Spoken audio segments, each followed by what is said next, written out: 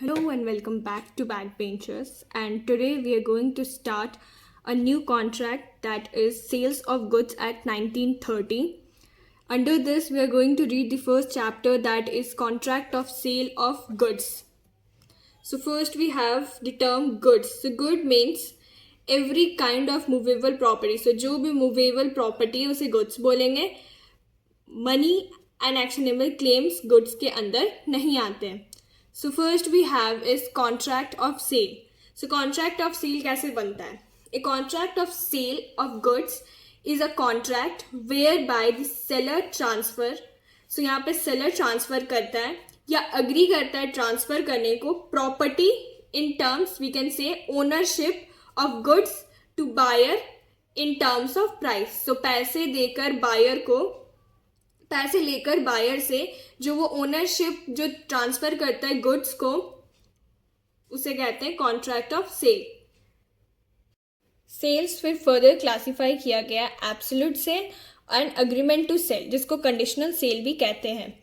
So absolute sale where the property means ownership of goods is immediately transferred from the seller to buyer. So यहाँ पे क्या होता है immediately जहाँ पे ट्रांसफर होता है गुड्स सेलर से बायर को और कोई भी कुछ भी लेफ्ट नहीं होता है सेलर्स के पास. देयर इज अ सेल और एन एब्सोल्यूट सेल. सो इसे एब्सोल्यूट सेल या सेल भी कहते हैं. एंड अग्रीमेंट टू सेल और कंडीशनल सेल में क्या होता है यहाँ पे transfer of property of goods sale take place in future. So ये फ्यूचर में ट्रांसफर होता है जो भी प्रॉपर्टी या ओनरशिप होता है गुड्स का और on the fulfilment of certain condition. अगर कोई सर्टेन टर्म्स और कंडीशन है अग्रीमेंट टू सेल में सो वो फुलफिल होगा तभी जाके गुड्स ट्रांसफर होंगे मतलब ओनरशिप ऑफ गुड्स ट्रांसफर होगी बायर को. It shall be an agreement to sell या इसे कंडीशनल सेल भी बोलते हैं. Next of we have is types of goods. So first type is existing goods. This are such goods which are in existence at the time of contract of sale. Those owned and possessed or acquired by the seller at the time of contract of sale. So जब भी contract of sale होता है और seller के पास कोई भी goods रहता है उस टाइम पे उसको कहते हैं existing goods. So goods which are in existence at the time of contract of sale. Next is kind of existing goods.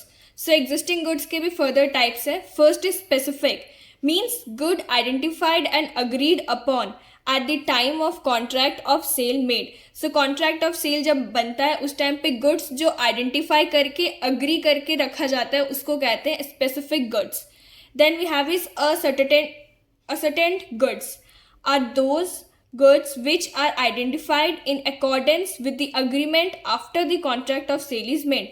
So ये agree तब किया जाता है, identify तब किया जाता है जब contract of sale बन जाता है. And the last one is unascertained goods are the goods which are not specifically identified जो specifically identify नहीं किया गया ascertain नहीं किया गया at the time of making contract बनने के टाइम पे. They are indicated or defined only by description or by samples. ये goods वो goods होते हैं जो description और sample के through define किए गए होते हैं. Next we have is contingent goods. The acquisition of goods which depends upon a uncertain contingency. मतलब goods का acquisition uncertain event के ऊपर depend किया गया रहता है उसे कहते हैं contingent goods. The property does not pass to buyer at the time of making contract. So ये टाइम क्या होता है कि property transfer नहीं होता है buyer को जब contract बनता है. The next one we have is future goods. It means good to be manufactured और produce. अभी क्या है कि goods manufacture भी होना बाकी है और produce होना भी बाकी है. और acquisition मतलब acquired by the seller. So यहाँ पे क्या होता है acquisition seller के पास कब आता है contract of sale बनने के बाद. और ये contract for the sale of future good is always a agreement to sell. यहाँ पे क्या होता है future goods में हमेशा agreement to sell ही होता है. Next up we have is effect of destruction of subject matter. जहाँ पे सब्जेक्ट मैटर ही डिस्ट्रक्ट हो जाता है उसमें क्या क्या इफेक्ट होते हैं. So first we have is good perishing मतलब गुड्स खराब हो रहा है बिफोर मेकिंग ऑफ कॉन्ट्रैक्ट बनने से पहले. Where there is a contract for sale of specific goods, जहाँ पे कॉन्ट्रैक्ट सेल करने का होता है स्पेसिफिक गुड्स का, द कॉन्ट्रैक्ट इज वॉइड, यहाँ पे कॉन्ट्रैक्ट वॉइड हो जाता है if goods without the knowledge of seller have at the time. So अगर गुड्स होता है और सेलर के नॉलेज में नहीं होता है और उस जब कॉन्ट्रैक्ट बनता है उस टाइम पे होता है तो कॉन्ट्रैक्ट वॉइड हो जाता है। When the contract was made, so जब कॉन्ट्रैक्ट बनता है तब की बात है। पेरिश और बिकम सो डैमेज, सो अगर पेरिश हो गया या ज़्यादा डैमेज हो गया दैट वो डिस्क्रिप्शन जो दिया गया है उसे मीट नहीं कर पा रहा है in the given contract, that they no more longer answer to their description in the contract. So यहाँ पे क्या होता है, गुड्स कॉन्ट्रैक्ट बनने से पहले ही खराब हो चुका है। Next we have is good perishing before sale but after agreement to sale. यहाँ पे क्या होता है, गुड्स खराब हो जाता है सेल होने से पहले बट अग्रीमेंट टू सेल होने के बाद।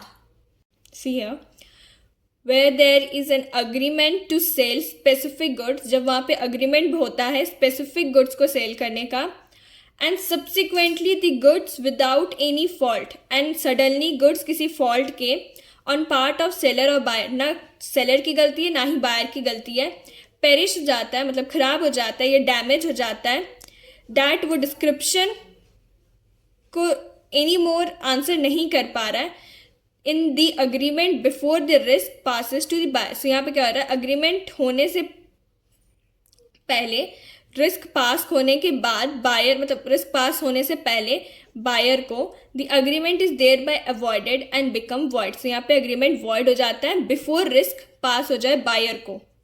सो this is what good perishing before sale but after agreement to sale. And the very last topic of this is price. So price means monetary consideration. Monetary consideration means goods लो पैसे दो, something in return consideration means. So price means monetary consideration for sale of goods. The price in the contract for sale may be, so price जो दिया हुआ रहता है contract of sale में वो किस तरह का होता है, या तो fixed रहता है contract के through, agreed to the fixed in a manner provided by a contract. So contract के अकॉर्डिंग वैल्यू फिक्स्ड होता है कि अगर इतने गुड्स की डिलीवरी होती है तो इतने पैसे पे करने पड़ते हैं, मतलब इतना प्राइस देना पड़ता है बाय वैल्यू, ओके। और determined by course of dealing between the parties, तो पार्टीज डिटरमाइन करते हैं बाय कोर्स ऑफ डीलिंग की मतलब कितना प्राइस पे करना है और किस वे में पे करना है through contracts. So with this we end the chapter here. For more educational videos, do like, share, subscribe the channel, and you'll get the entire notes on my Telegram. So join the Telegram through link given in the description box. Thank you.